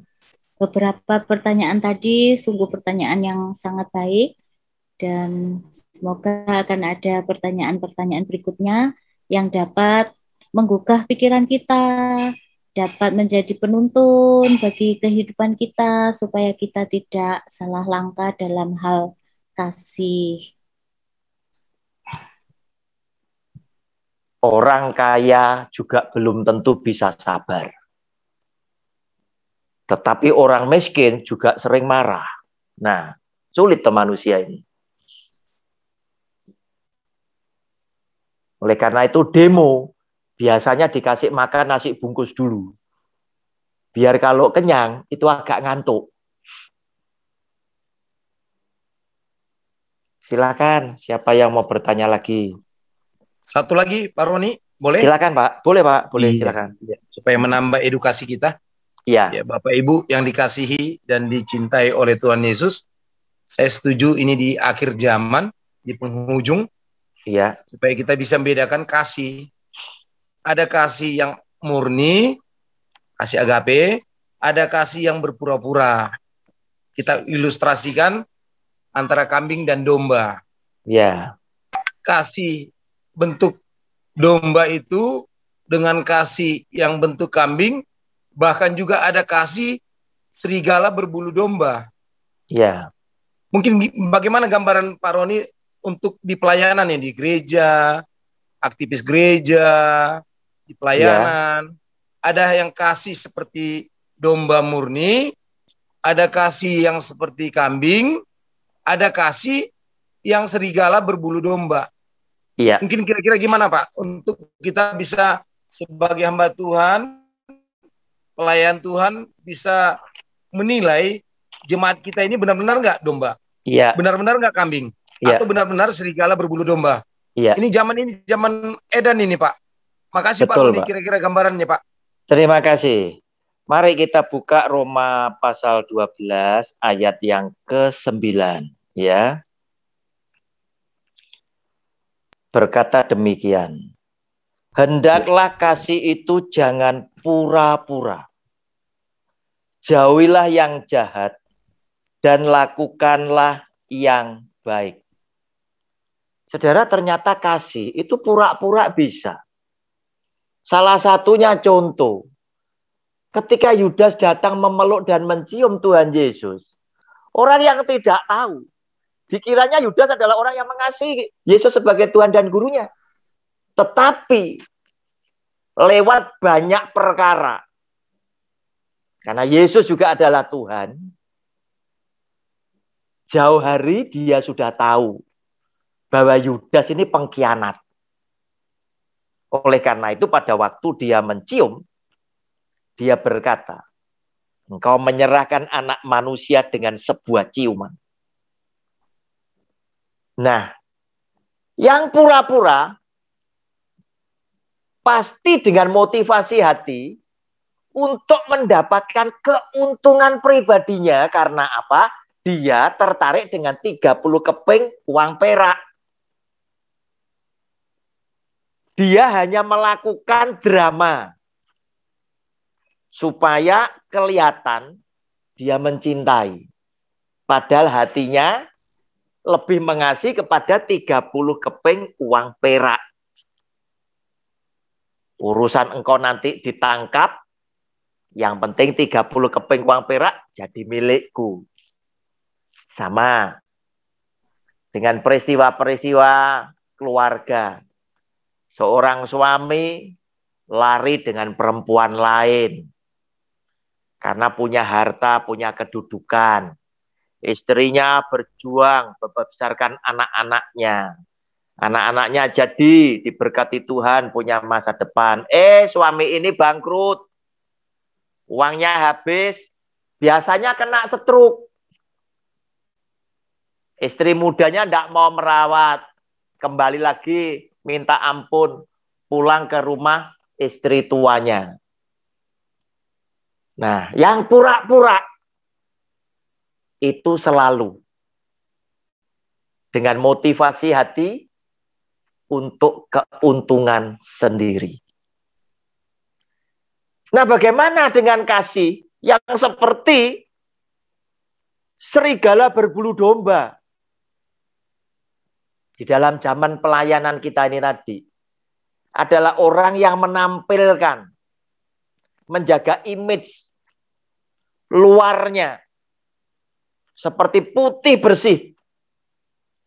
Dan dikatakan oleh Tuhan Yesus, padahal di dalamnya, hei engkau ahli Taurat orang Farisi, orang munafik, seperti kuburan. Artinya, penuh dengan kebobrokan moral di dalamnya. Tetapi mereka sengaja tampil di bait Allah, nyandang gelar sebagai seorang imam. Katakan zaman sekarang pendeta senior, misalkan begitu. Kelihatannya menjadi orang yang terpandang suci, jemaatnya banyak. Saudara, Tuhan menyaksikannya bukan dari situ. Serigala berbulu dombanya itu dari mana? Dari ketika mereka tidak meneladani hidup gaya Kristus, itu sudah pasti salah. Kenapa? Karena orang Kristen ada di Antioquia, dikatakan disebut itu tadi, ada di Kisah Rasul pasal 11 ayat 26. Yang berkata demikian. Itu adalah kata olok-olok untuk jemaat yang diajar oleh para rasul yang memiliki gaya hidup seperti Kristus. Kisah Rasul 11 ayat 26 berkata demikian. Mereka tinggal bersama-sama jemaat itu 1 tahun lamanya. Sambil mengajar banyak orang, di Antioquia lah murid-murid itu untuk pertama kalinya disebut Kristen. Jadi jika Anda mengaku, menyebut dirimu Kristen, coba introspeksi dulu. Betul atau tidak bahwa hidupmu itu meneladani Kristus. Lifestyle-mu, gaya hidupmu sama dengan Kristus dan para rasulnya. Jika ternyata tidak sama, ya sudah pasti engkau bukan murid dia. Engkau bukan pengikut dia, engkau bukan anak-anaknya. Engkau adalah serigala yang berbulu domba. Sebab sudah sejak lama dia sudah menubuatkan. Yaitu ada pada Matius pasal yang ke-7, mulai ayat 15 sampai 23, itu dia katakan dalam judul bacaan, hal pengajaran yang sesat. Dan dia selalu berkata, untuk mengetahui pohon ini seperti apa, kamu lihat buahnya. Firman Tuhan juga menasihati kepada saudara dan saya, kepada pemimpin agama. Terlebih yang memberitakan firman Tuhan, kita layak hormat. Kita diajar dididik hormat. Bahkan firman Tuhan masih memberitahukan lebih lanjut kepada Anda dan saya. Contohlah iman mereka. Iman mereka berarti apa? Teladan hidup mereka. Nah, kalau saudara sekarang menghadapi kenyataan, sebuah pendeta dengan jemaat yang banyak, gereja yang besar dengan cabang yang begitu banyak, hidup nikah anaknya cerai, hidup persaudaraan mereka berantakan.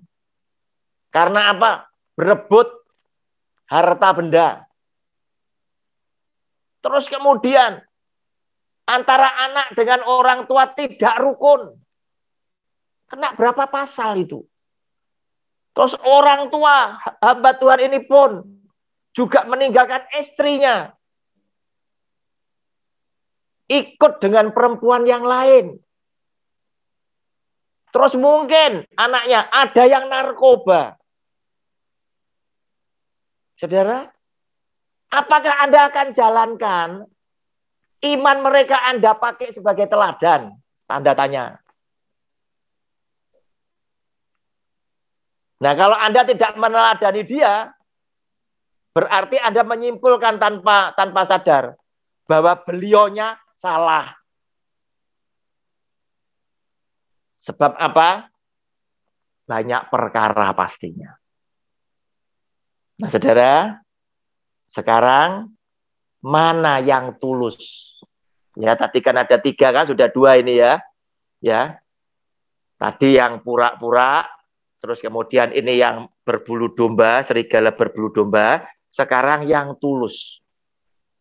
Yang tulus adalah yang gratis. Sebab itu adalah ajaran firman Tuhan. Matius pasal 10, ayat 7 dan 8. Pergilah dan beritakanlah kerajaan surga sudah dekat. Sembuhkanlah orang sakit, bangkitkanlah orang mati, tahirkanlah orang kusta, usirlah setan-setan. Kamu telah memperolehnya dengan cuma-cuma. Karena itu berikanlah pula dengan cuma-cuma. Yang asli gratis. Vaksin yang asli dari pemerintah tidak usah bayar. Sama. Yang asli adalah dengan ikhlas diberikan dalam bentuk kasih karunia. Yesus mati di atas surga, tebus dosa dunia. Dia berikan dengan cuma-cuma. Sebab apa? Kasih sayangnya tidak bisa dipungkiri. Bahwa dia mengasihi saudara dan saya sebagai umat ciptaannya. Sekarang tergantung apakah dunia mau terima dia semua. Tetapi yang jelas walaupun manusia meninggalkan dia, dia tetap berkata, dia tidak bisa memungkiri bahwa dia tetap Tuhan yang mengasihi saudara dan saya. Inilah yang asli. Dia tidak mengharapkan balasan dari saudara. Dia tidak punya motivasi untuk mengambil keuntungan daripada saudara dan saya. Tetapi dia justru datang mempersembahkan apa yang dia bisa berikan. Bahkan nyawanya di atas kayu salib. Demikian Pak Bandar, terima kasih. Jawaban yang dahsyat Pak, dahsyat dan luar biasa. Terima kasih Pak. Pak. Ya, terima kasih. Barangkali ada yang lain, silakan. Ini Pak sedikit Untal Sagala, silakan. Mengenai kasih mula-mula tentang Yudas ya Pak ya? Iya. Tuhan Yesus kan direncanakan oleh Allah Bapa di surga kan supaya untuk menebus dosa manusia kan Pak? Betul. Ya. apakah si Yudas ini, murid Tuhan Yesus itu, membuat satu jalan untuk Yesus menuju ke salib? Apakah itu tidak dibenarkan ya? Untuk proses Tuhan Yesus itu menuju Golgota ya, disalibkan. Nah, maksud saya sini, Yudas ini dipakai sebagai alat untuk proses menuju kematian Tuhan Yesus. Apakah itu tidak positif atau bagaimana, Pak? Ya. Sudah, Pak? Ya, terima kasih. Ada banyak orang berpikir seperti Pak Huntal Sagala. Dan itu menarik sekali untuk direnungkan. Seakan-akan Pak Huntal Sagala, saya, Pak Bandar, dan yang lainnya juga sependapat, sepandangan. Aduh, Yudas ini kan dipakai sebagai alat untuk menggenapi Yesus Tuhan mati di atas kayu salib. Harusnya kan berjasa. Paling tidak demikian kan ya, Pak Sagala. Ya. Nah, terus gimana? Nah, begitu. Nah, Bapak Ibu, kita mesti ngelihat Tuhan secara keseluruhan. Ternyata dia adalah Allah yang bisa berbuat apa saja. Itu yang pertama. Sehingga kita mengenal, bagimu Tuhan tidak ada perkara yang mustahil. Ya, dia adalah Tuhan yang bisa berbuat segala yang dia mau. Berarti kalau toh tidak Yudas, dia juga bisa pakai alat yang lain. Ya, kalau toh tidak Yudas, dia bisa pakai alat yang lain, bisa orang lain atau cara yang lain.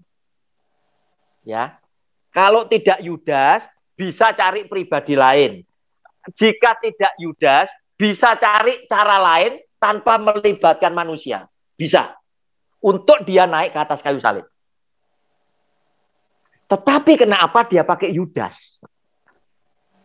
Nah, saudara, pasti di dalam dia memakai Yudas ada pesan-pesan yang dia ingin sampaikan. Satu, Yudas boleh salah. Tetapi Yudas mengakhiri kesalahan itu dengan kesalahan baru. Endingnya akan berbeda. Jika Yudas datang minta ampun dalam penyesalan, tidak dengan bunuh diri. Ya. Kenapa? Karena dia berkata, sekalipun dosamu merah seperti kirmisi, akan menjadi putih seperti bulu domba. Nah, dia berarti Tuhan ingin sampaikan, aku adalah Allah yang mampu mengampuni dosa seberat apapun dan sebesar apapun yang kau sudah perbuat. Tetapi ruang ini tadi, kesempatan ini tidak diambil oleh Yudas. Satu. Kedua, Tuhan pernah juga ingin sampaikan kepada Pak Huntal Sagala dan saya dan Pak Banda dan semuanya ini. Dia bilang, jangankan kok Yudas, aku untuk tunjukkan kasih sayangku kepada Israel, keturunan Yakub, itu bangsa Mesir, itu yang aku korbankan. Paham, Pak? Itu bangsa yang tak korbankan, bukan satu orang, bangsa. Nah, itu untuk menunjukkan sebetulnya kepada orang yang dikasih oleh Tuhan dan mengasihi Tuhan, Tuhan memperlakukan berbeda dengan bangsa yang lain. Orang yang dicintai, dikasih oleh Tuhan, keluarga yang dikasih, itu akan mendapat kasih karunia Tuhan, sehingga keluarga ini juga berbeda dengan keluarga yang lain. Dan endingnya pesannya Tuhan. Endingnya Tuhan, pesannya Tuhan adalah, kasihilah Tuhan dengan segenap hatimu, dengan segenap jiwamu, dan dengan segenap akal budimu. Sungguh-sungguh, maka Tuhan akan total mengasihi hidup keluarga saudara dan saya. Demikian Pak Untal Sagala. Terima kasih. Iya Pak. Jadi harusnya si Yudas ini minta pengampunan ya, bukan? Dia memang menyesal, bakal dibuang uang yang dia 30 perak, ya, dibuang kembali. Ya, itu menyesal, tapi enggak itu yang harus dilakukan, minta ampun sebetulnya ya. Betul, Pak. Ya. Berarti ending ini penting. Ending ini penting. Dia endingnya kan dia bunuh diri, Pak. Kan salah, dia timbulkan dosa baru. Iya. Dia menyesal sudah baik. Buktinya Pak, aku enggak mau terima duit inilah, kan begitu. Tetapi dia belum selesaikan dengan Tuhan yang disakiti. Kan gitu. Dia buat dosa baru. Nah, itu tadi. Itu yang salahnya di situ. Ya. Baik Pak. Terima kasih Pak Roni. Terima kasih Pak Untal Sagala. Barangkali ada yang lain. Kelihatannya suaranya Mbak Hana ini. Silakan, siapa yang mau bertanya? Bu Rida, ada yang bertanya? Pak Makmur mungkin? Silakan. Atau Pak Uli ada nih dari tadi. Jelas sekali. Ya. Sangat diberkati malam ini, Pak. Oh, terima kasih Bu Rida. Ada yang perlu ditanyakan tidak? Saya Pak. Silakan. Siapa yang saya tadi? Silakan. Saya Pak. Ya, silakan. Saya punya teman. Ya. SD dulu, SMP memang sudah nakal. Iya, laki-laki atau perempuan? Laki-laki ini ya? Laki-laki, Pak. Iya, oke. Sekarang pendeta. Oke. Tentang waktu sekian lama, akhirnya kami dipertemukan di satu pelayanan. Iya. Yang saya sesalkan adalah seperti tadi, kasihnya kurang apa bagaimana ya? Kok jadi lupa janji perkawinan itu. Sehingga ketika diberkati, sehingga bercerai. Tapi dia sebenarnya tidak mau tanda tangan karena si istri yang minta bercerai. Iya. Itu dari seberang Gereja Bawang, sehingga karena kelakuan teman saya ini mengikut kepada Kristus. Tetapi dalam perjalanan perkawinan, sekalipun sudah punya anak, dari sebelum punya anak sampai punya anak 2, istri ini tidak bisa berhenti berselingkuh. Yang saya tidak tahu kenapa sebab selingkuh. Yang saya tahu istri sekarang sudah kembali ke Gereja Bawang dan menghadiri beberapa kali sidang itu teman saya ini tidak mau menghadiri karena memang tidak di pernikahan. Tapi ketika ketemu satu teman SMP lagi itu tiba-tiba mau menyetujui perceraian, tanda tangan, menanti surat keluar, dan berharap bisa menikah lagi. Nah, itu bagaimana Pak? Memberikan arahan, karena ketika saya diberitahu, saya hanya jawab, kalau bisa jangan nikah, karena mantan istrimu itu masih hidup. Cuma bisa jawab. Nah, kira-kira kalau menurut Pak Roni dengan kasih tadi, apakah kasihnya itu sudah luntur, lupa janji perkawinan, atau kasihnya dia itu kemana Pak kira-kira? Kok hilang gitu kasih itu tadi kemana kira-kira? Iya, terima kasih. Kasih yang tadi kita bahas dalam 1 Korintus pasal 13, itu banyak bicara kasih dalam terapan kita dengan sesama. Namun, hukum kasih karunia yang dibawa oleh Kristus itu kan tandanya salib. Kasihlah Tuhan Allahmu dengan segenap hatimu, dengan segenap jiwamu, dan dengan segenap akal budimu. Dan hukum yang kedua yang sama dengan hukum yang pertama, kasihlah sesamamu manusia seperti kepada dirimu sendiri. Nah, pertanyaannya dengan kasusnya temannya, sahabatnya Bu Sinta, kasihnya kemana? Nah, sebetulnya kalau orang itu memiliki kasih yang sempurna, yaitu dengan tanda salib ini tadi, harusnya dia akan sangat ekstra hati-hati di dalam setiap langkah kehidupannya dia. Yang pertama. Kalau dia pacaran, dia mesti kembali kepada firman Tuhan. Firman Tuhan selalu ngasih tahu.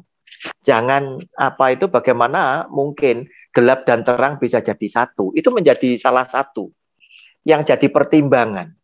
Tidak serta-merta seperti hanya karena cinta itu buta, terus kemudian justru pendetanya yang diinjili. Pak Pendeta, siapa tahu nanti kalau saya menikah sama ini saya bisa menangkan dia, keluarganya bisa saya selamatkan, kan begitu. Nah, saudara, hati-hati. Kenapa firman Tuhan menasihatkan hal yang seperti itu? Kenapa? Karena supaya apa? Kalau ada apa-apa, panduannya, tuntunannya sama, kitab sucinya, begitu loh. Prinsipnya sama. Nah, bahayanya ketika orang sudah mulai diisi dengan isi hati Tuhan dengan yang lain, itu akan menimbulkan karakter yang bisa berbeda. Walaupun tidak sedikit orang dari sana menjadi baik, bahkan bisa lebih baik daripada suami atau istri yang menarik. Nah, saudara, pernikahan itu kan sudah dikatakan oleh Tuhan. Kalau engkau adalah orang yang cinta sama Tuhan, panduanmu adalah kitab suci, firman-Nya.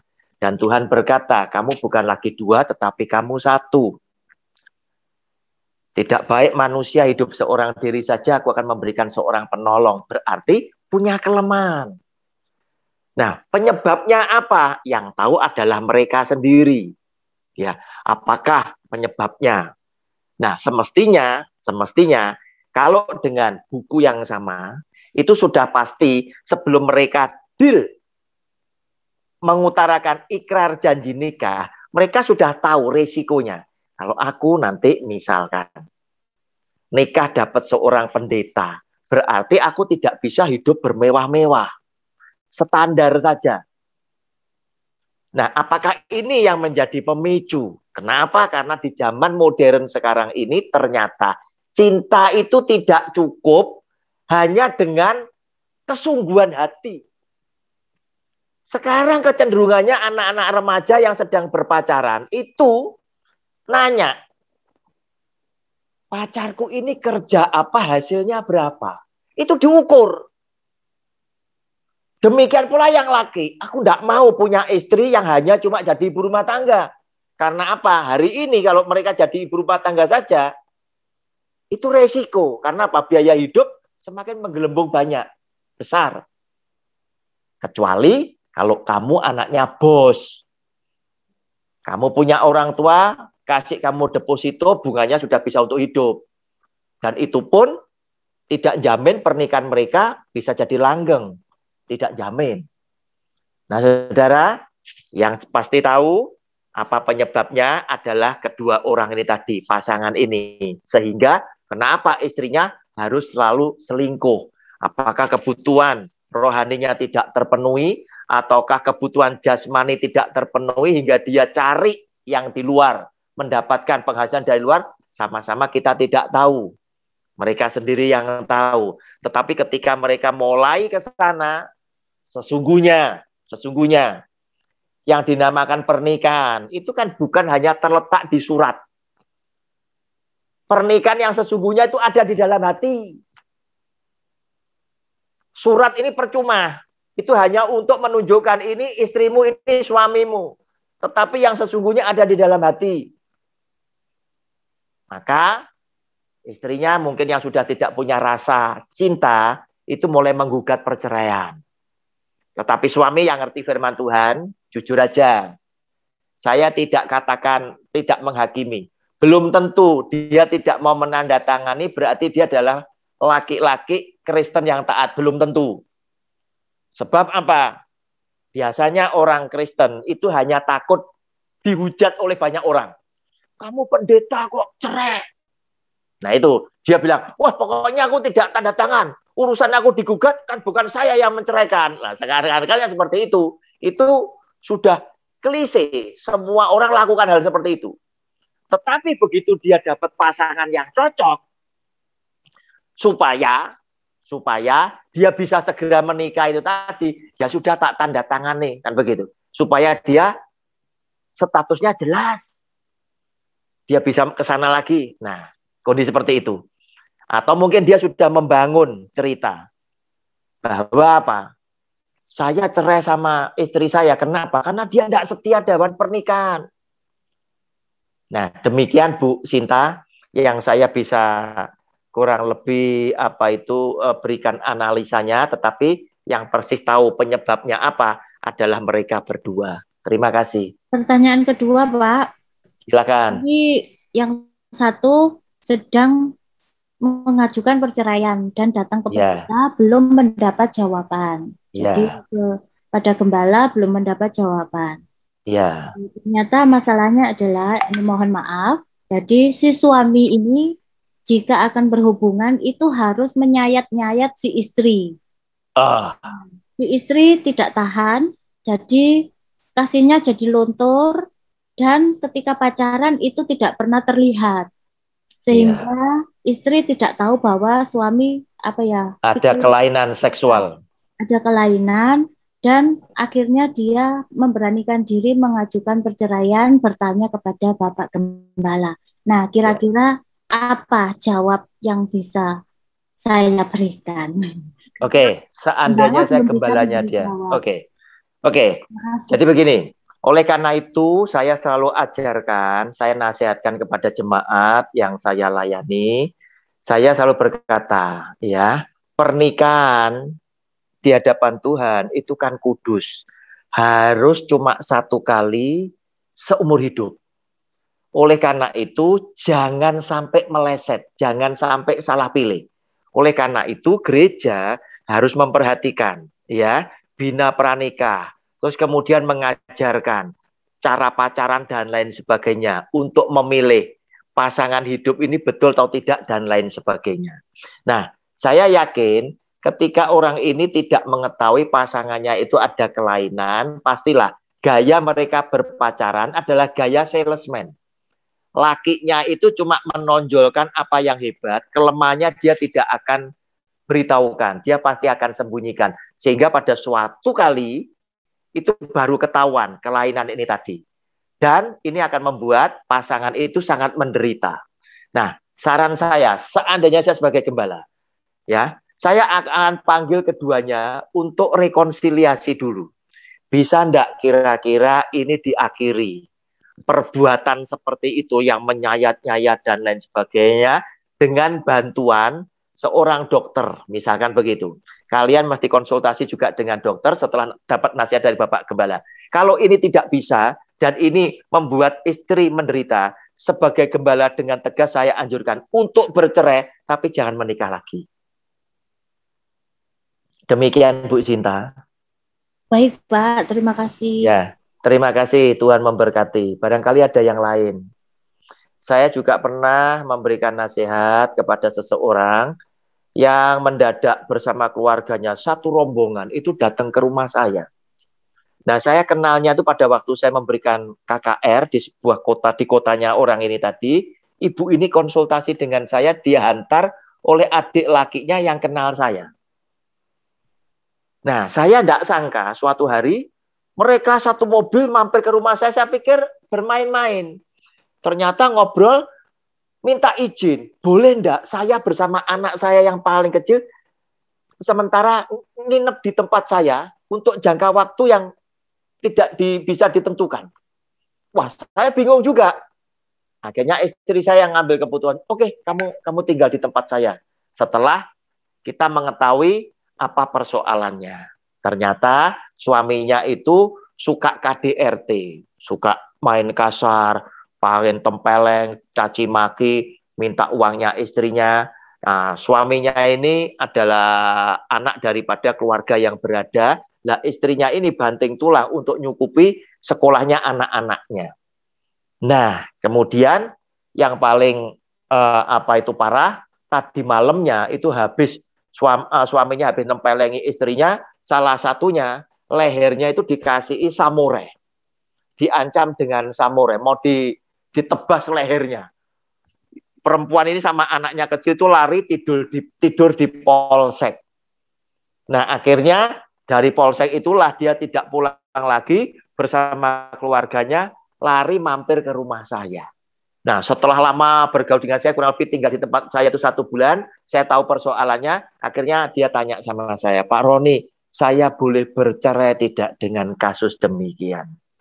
Saya dengan tegas berkata, saya tanggung jawab. Kamu silakan bercerai, tapi jangan menikah lagi. Dan sampai hari ini, dia tetap menjadi seorang janda, hubungan dengan keluarga saya seperti saudara. Demikian Bu Sinta, terima kasih. Baik Pak, terima kasih. Pak Roni. Terima kasih, silakan. Boleh tambahan dikit, ya, Pak Roni? silakan. Boleh, Iya. silakan Pak. Saya silakan. sebagai dosen pengampu pernikahan dan keluarga Kristen di kampus kita. Ya. Jadi pernikahan Kristen itu ada 4 kategori. Yang pertama pernikahan yang sehat dan dewasa. Ya. Dewasa dan sehat. Kedua pernikahan itu ada yang sakit. Antara wanita atau prianya ada yang sakit. Ya. Yang ketiga, pernikahan Kristen itu ada yang sakit parah. Ya. Mungkin karena dia stroke, kecelakaan, atau gangguan jiwa, itu sakit parah. Bahkan yang keempat, pernikahan Kristen itu adalah menuju perceraian atau kematian. Iya. Itu dalam kategori pernikahan orang Kristen. Baru di dalam materi itu juga sebelum pernikahan, sebelum menikah, alangkah eloknya, ini untuk anak-anak kita nanti ya, anak mantu cucu kita, alangkah eloknya ada 2 yang perlu diperhatikan dalam sebelum pernikahan. Pertama, periksa dulu kesehatan. Iya. Jadi alangkah eloknya diperiksa dulu, jangan sampai udah nikah baru menyesal. Ada yang laki-laki sehat, apakah wanita yang sehat? Jangan sampai setelah menikah baru terbongkar kelakuan buruk, gangguan jiwa, tadi hiperseks, dan ada juga yang dingin. Dalam pernikahan itu ada 2, cool dan hot. Jangan sampai di antara 2 ini perlainan. Pertama, periksa kesehatan sebelum menikah. Kedua, sebelum menikah, ini kalau dia anak orang kaya sama anak orang kaya, atau punya harta waris, atau ada pemberian orang tua, alangkah dibuat perjanjian. Perjanjian harta. Jangan sampai harta yang diberikan oleh papa si laki-laki, harta yang diberikan oleh papa si perempuan, ini dianggap nanti jadi harta gonogini. Dari sisi hukum, yang dimaksud dengan harta gonogini adalah harta yang dibelikan dalam pernikahan. Yang didapat jadi kalau di luar pernikahan itu bukan harta gonogini, Bapak Ibu. Iya. Contoh, kalau saya punya anak, saya kasih anak saya rumah mewah, tanah, sawah, itu pemberian orang tuanya. Jangan disebut itu nanti harta gonogini. Jadi untuk pertanyaan ini saya tambahkan sedikit. Ayo lebih perhatikan dalam pernikahan. Jangan karena pernikahan hanya karena nafsu, karena ganteng, karena mobil Fortuner, karena mobil itu sepatu kaca, cantik. Jangan. Jadi kalau ke depan, ayo Bapak Ibu, apalagi kita gembala-gembala ya, para hamba-hamba Tuhan, ayo lakukan bimbingan pranikah yang serius. Bahkan kalau mereka sudah ada bikin perjanjian harta gonogini, perjanjian nikah, periksa kesehatan, jangan lupa dibaptis dulu. Ayo, pernikahan harus dibaptis Bapak Ibu. Kalau laki-lakinya belum, kita baptis. Dan harus dibaptis. Kalau perempuannya belum, bimbing dulu baptisan. Supaya mereka pernikahan itu dewasa. Dan gereja tidak disalahkan. Mungkin itu tambahan saya dari saya, Pak Roni. Terima kasih Pak Bandar. Terima kasih. Amin, amin. Oleh karena itu masa pacaran itu penting sekali. Dan dapatkan cinta yang sejati. Cinta yang sejati adalah orang yang mau membuka segala keburukannya di saat pacaran. Bahwa aku punya kelemahan ini. Bukan selalu menonjolkan aku hebatnya ini. Ya. Nah, di dalam pernikahan itu, pacaran itu tadi mempersiapkan masing-masing pasangan untuk menerima sebagaimana aku ada. Bukan gaya salesman. Wah, aku hebat ini, aku bisa ini, aku wah, bukan itu. tetapi aku kurang ini, aku lemah di sini, aku kurang ini tadi. Nah, itulah kalau saling mengetahui dan saling menerima, itulah cinta sejati yang didapatkan oleh pasangan tersebut. Hati-hati ya. Makanya masa pacaran itu adalah masa yang paling penting untuk memasuki keluarga yang berbahagia. Ya, silakan ada yang lain.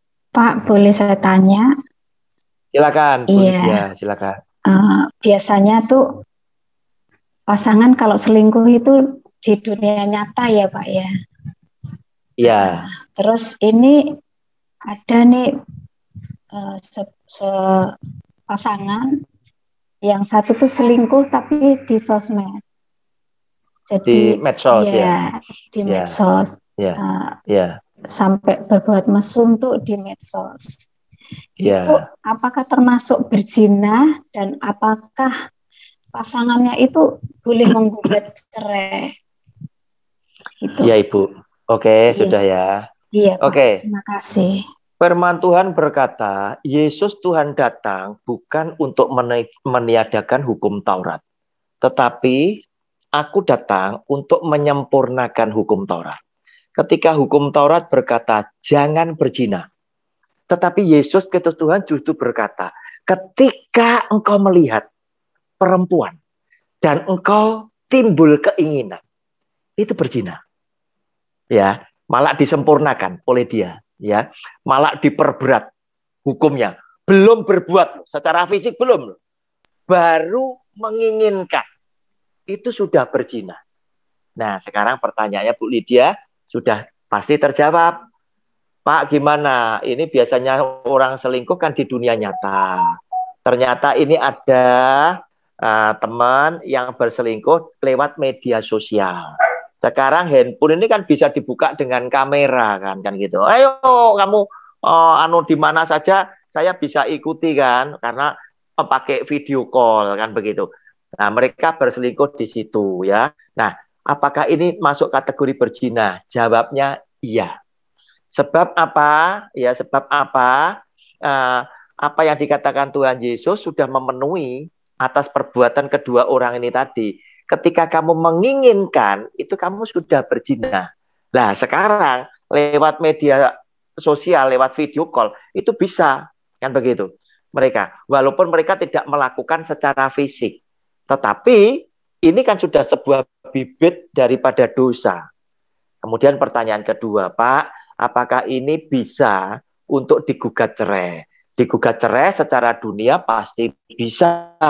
Tetapi jika engkau adalah orang yang punya kasih, engkau pasti akan ingat ketika Petrus bertanya, Tuhan, apakah aku harus mengampuni 7 kali? Tuhan Yesus ngomong, bukan 7 kali, tapi 70 kali 7 kali, kan begitu. Nah, berarti apa? Kamu harus ngampuni dia senantiasa. Saran saya, jika lewat nasihat daripada istri, ya, lewat nasihat daripada suami satunya, ya, pasangan satunya, atas pasangan masing-masing, kalau mereka bisa bertobat, selesailah urusan itu, ya, ampuni, ya. Nah, hati-hati. Dosa seksual adalah dosa yang menurut Alkitab itu paling mujarab, membuat tokoh-tokoh Alkitab itu jatuh di dalam dosa. Oleh karena itu, sepatutnya lah kita juga harus berhati-hati terhadap dosa seksual. Demikian Bu Lydia, terima kasih. Ada yang lain? Silakan. Silakan, ada yang lain? Mungkin Pak Uli, silakan. Silakan Pak Uli. Ya, tadi saya menyimak aja Pak. Nah, kalau saya pengen kembali ke judul kita malam hari ini tentang adakah kasih, Pak. Iya. Adakah kasih. Jadi kalau saya sering pengalaman kebetulan saya ngajarnya sama dengan Pak Gabe ya tentang keluarga Kristen. Iya. kebanyakan yang saya hadapi di lapangan adalah dengan teman-teman TV gitu ya. Iya. Mereka jiwa-jiwa muda yang baru pada menikah dan baru beberapa tahun pernikahan, biasanya banyak sekali kendala karena televisi itu termasuk pekerjaan dunia malam lah yang akhirnya betul, yang menimbulkan banyak konflik gitu, banyak konflik. Betul. Nah, kadangkala memang mereka ketika ada masalah dan pada akhirnya berujung pada kata cerai, biasanya mereka mencari persetujuan. Persetujuan. Biasanya saya banyak temu mereka, biasa mereka panggil saya abang semua. Menurut abang gimana? Boleh nggak saya bercerai ketika kasus gini gitu? Nah, saya bilang pada prinsipnya Alkitab mengatakan tidak boleh. Saya pun setuju dengan firman Tuhan. Tapi mereka selalu beralih, tapi saya masih muda, yang punya gairah, punya dan sebagainya dengan berbagai macam alasan. Dia bilang gitu. Pada prinsipnya saya katakan tidak boleh. Tapi kalaupun pada akhirnya kalian memilih jalan kalian sendiri, saya sudah memberitahukan kebenaran firman Tuhan. Dan saya mengasihi kalian supaya semua baik-baik saja. Jadi jawaban saya selalu seperti gitu. Jadi mungkin bagi mereka adalah mereka tidak menemukan jawaban, ngambang gitu loh. Tapi saya katakan, saya bilang saya selalu menjalankan prinsip firman Tuhan. Prinsip firman Tuhan tidak boleh. Kalaupun kalian mau bercerai, putuskan, itu pilihan kalian. Karena kita sebagai orang percaya pasti dikasih pilihan oleh Tuhan. Bapak, saya sudah katakan, ingat, saya sudah berkali-kali bilang kepada kalian, hati-hati dalam pernikahan. Karena salah menikah sama dengan masuk neraka sebelum mati, saya bilang. Bilang seperti itu. Maka kita belajar juga kan, tadi Yudas disebut-sebut gitu ya. Dan dari Yudas kita belajar bahwa memeluk dan mencium bukan berarti kita mencintai. Gitu. Betul. Seperti itu. Maka saya katakan, kalau saya berpegang pada firman Tuhan, saya tidak saya tidak menyetujui perceraian. Tapi kalaupun pada akhirnya kalian ngambil tindakan itu pilihan saudara. Yang penting saya sudah menyampaikan. Saya selalu berkata seperti itu sih, Pak. Gitu loh. Setuju. Apakah itu ngambang atau enggak? Jadi begini, Pak, sebetulnya enggak ngambang, Pak. Hanya saja mereka itu kemudian ngajukan pertanyaan lanjutan. Nah, Pak Uli sudah benar menyampaikan apa yang firman Tuhan katakan. Bahwa perceraian sejak mulanya aku tidak menghendaki perceraian. Itu tegas. Nah, sekarang mereka ini terkadang bilang gini, wah enggak mungkin Pak Uli, saya enggak bercerai. Gara-gara Pak ini sudah enggak ada kecocokan, sudah enggak bisa dipertahankan lagi. Kan misalkan gitu. Nah, akhirnya kita akan menyerah kepada pilihan masing-masing setelah kita memberikan nasihat yang terbaik. Kan begitu. Nah, begitu mereka perceraian, cerai, enggak lama lagi mereka nongol ke kita. Ada pertanyaan lanjutan, Pak, saya kan masih muda, kan begitu kan? Nah, statusnya ini kan sudah cerai. Cerai bukan cerai karena mati. Ini kan perceraian karena kamu menghendaki perceraian. Ada masalah. Gimana, Pak? Kita tetap harus sebagai anak-anak Tuhan yang memegang prinsip firman Tuhan, tetap kita katakan, firman Tuhan tetap katakan. Tidak boleh menikah lagi, ya. Kalau kamu mau menikah, harus kembali kepada stok lama, kan begitu, ya. Nah, ini pilihannya itu. Tapi kan sudah tidak mungkin. Stok lama sudah diambil orang, misalkan gitu. Atau stok lama saya sudah tidak cocok. Ini ketemu dengan pasangan yang cocok. Nah, kondisi seperti itu, Pak Uli, biasanya saya memberikan jawaban seperti gini. Saya ini punya kewenangan terbatas, yaitu sesuai dengan firman Tuhan, ya. Yaitu orang cerai tidak boleh. Tetapi setelah kamu cerai, kamu mau menikah lagi, hukumnya tetap tidak boleh. Tetapi jika kamu tetap ngotot untuk menikah, ya. Jadi saya memberikan ilustrasi. Seandainya saya seorang supervisor dari sebuah showroom sepeda motor, saya dikasih kewenangan sama bos saya, Ron, untuk kamu, sahabatmu, itu bolehlah kasih diskon sampai dengan 1 juta. Oke, datanglah sahabat yang tadi, Pak Uli datang, Pak Roni, diskon 1.500.000 boleh enggak? Enggak boleh Pak Uli, maksimal saya cuma 1 juta. Wah, jangan gitulah. Nah, karena Anda sahabat Pak Uli, saya bilang, Pak Uli, saya tidak bisa mutusi ya, tapi ruangan bos saya ada di belakang ini. Silakan Pak Uli bicara sendiri sama bos saya. Kalau bos saya bilang boleh, saya tinggal laksanakan, tinggal kirim barangnya. Artinya apa? Saya nyampaikan kepada orang yang bertanya ini. Kalau kamu tetap ngotot untuk menikah, silakan kamu berdoa sendiri, minta sendiri sama Tuhan. Ya, soal pemberkatan pasti diberkati. Tapi paling tidak nasihat saya, satu, jadikanlah istri yang ini menjadi pelabuhan yang terakhir. Kedua, jangan lakukan dosa baru. Kamu bersama istrimu harus betul-betul menjadi pasangan yang menyenangkan hati Tuhan. Semoga kamu diampuni. Itu Pak Uli yang menjadi jawaban saya supaya mereka tidak ngambang. Sebab apa? Sebab dia akan menemukan, mencari terus pendeta yang mengizinkan. Betul. Karena apa? Ini bicara tentang kebutuhan. Daripada dia mendapatkan nasihat yang salah-salah, lebih baik saya menasihati dia itu tadi. Jadikan pelabuhan terakhir. Jadikan juga kamu pasangan suami istri yang benar di hadapan Tuhan, yang menyenangkan hati Tuhan. Demikian Pak Uli, terima kasih. Jadi statusnya itu tetap gimana Pak kalau menikah lagi gitu? Ini apa ya, geruduk suara berdengung nih apa nih ya? Ini nggak punya tahu dari tadi. Ini punya Bu Rida nih kayaknya nih. Punya Bu Rida. Iya. Coba Bu Rida dimatiin Bu Rida. Oke. Ya, punya Bu Rida. Oke. Jadi statusnya yang mana Ibu?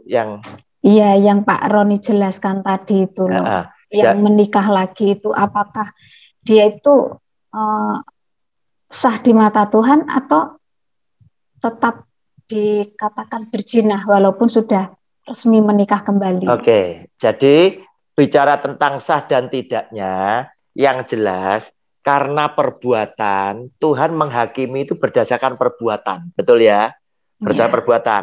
Kalau kita mengacu kepada yang tertulis, pastilah dia adalah orang yang salah, ya, orang yang salah, ya.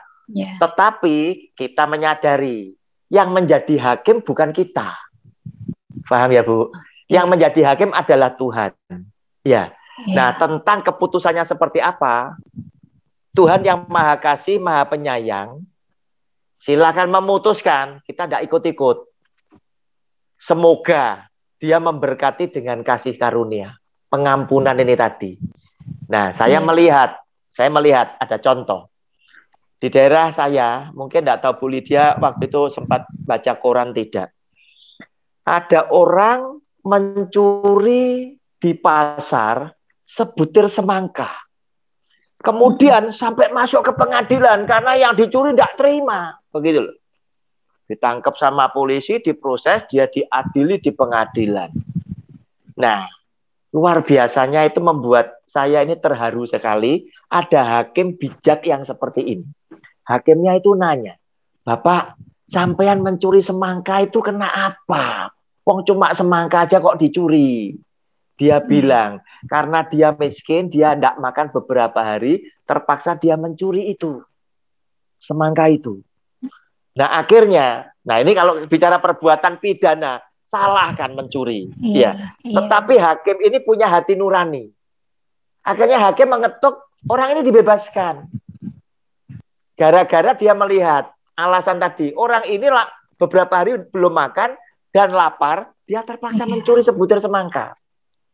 Nah, kembali sekarang kepada Tuhan. Tuhan, menurut hukummu salah.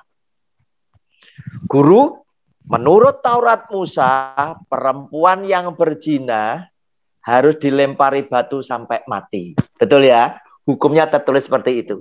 Tuhan Yesus tidak mengelak. Dia tetap bilang, betul, dalam Yohanes pasal 8. Dia tetap berkata, ya.